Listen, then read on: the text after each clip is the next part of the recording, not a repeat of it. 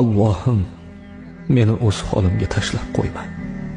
Ey olamlarning Robbisi, o'zingga hamd bo'lsin. Maqtovga faqat sen loyiqsan. Senga ibodat qilaman. Sendangina yordam so'rayman.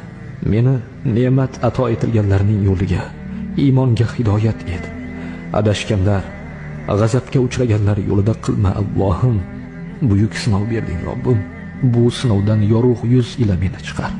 Oxiratda senga ro'baro turganimda yuzimni qora qilajak xatolardan meni omon saqla Allohim. Sen madad bermasang, sen saqlamasang, na shayton hiylasiga bas kelaman, na nafsimdan g'olib bo'la olajakman. Robbim, meni zolim zulmidan xalos et. Ofiyat va omonlik ber. Iymonimni salomat et. Rasuling Muhammad sallallohu alayhi va sallamga munosib ummat et. Robbim